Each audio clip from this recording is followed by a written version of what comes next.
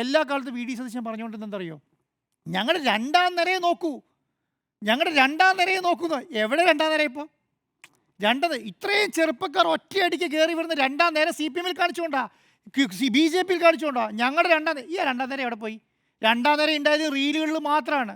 ഒരു റീലെന്ന് നമ്മൾ പറഞ്ഞത് മാത്രമേ കഴിഞ്ഞ ലോക്സഭ പഞ്ചായത്ത് ഇലക്ഷൻ സമയത്ത് പറഞ്ഞു. ഞാനെന്ന് പറഞ്ഞല്ലോ, ഞാനത് റിയൽ വർക്കും റീൽ വർക്കും എന്ന് പറഞ്ഞു. നമ്മളെ എടുത്ത് പൊങ്കാലയിട്ട് സോഷ്യൽ മീഡിയയിൽ റിയൽ വർക്ക്. ഇപ്പം എന്തായി? ഇപ്പൊ റിയൽ വർക്കാണ്. രമേശ് ചെന്നിത്തല ഇന്നലെ പറയാണ്, രമേശ് ചെന്നിത്തല റിയൽ വർക്കുമായിട്ട് നേതാക്കന്മാരെ പിടിച്ചത് റീലും കൊണ്ട് വരുന്നവരെ പിടിച്ച് നേതാക്കന്മാരായ ഇതാവസ്ഥ എന്ന് ആരാ പറഞ്ഞത്? രമേശ് ചെന്നിത്തല പറഞ്ഞു. നമ്മളിത് ഒരു വർഷം മുന്നേ പറഞ്ഞതാണ്, ഇത് റിയൽ വർക്കല്ല, റീൽ വർക്കാണ് നടക്കുന്നത്. അവിടെ ചാണ്ടി ഉമ്മൻ എന്ന് പറയുന്ന നേതാവുണ്ടെന്നേ. നിങ്ങൾ ചാണ്ടി ഉമ്മനെ, ഉമ്മൻചാണ്ടീൻ്റെ മരണശേഷം ചാണ്ടി ഉമ്മൻ MLA ആയിട്ട് 2.5 വർഷം കഴിഞ്ഞു. നിങ്ങൾ എവിടെ യൂസ് ചെയ്തിട്ടുണ്ട്? ഏത് ഏറ്റവും പ്രധാനപ്പെട്ട CR മഹേഷ്, പിന്നെ അതുപോലെ തന്നെ ചാണ്ടി ഉമ്മൻ, എത്ര പ്രധാനപ്പെട്ട നേതാക്കന്മാർ എത്ര പേരുണ്ടായിരുന്നു? ആരെയും യൂസ് ചെയ്തോ? ഇവരൊരു 5-6 ആൾക്കാരിലേക്ക് ഇത് ചുരുങ്ങി. അതാണ് പാർട്ടി, ഇതാണ് രണ്ടാം നിര എന്ന് വരുത്തി തീർത്തു. പണ്ട് നിയമസഭയിലൊരു സംവിധാനം ഉണ്ടായിരുന്നു, ഹരിത MLA മാർ.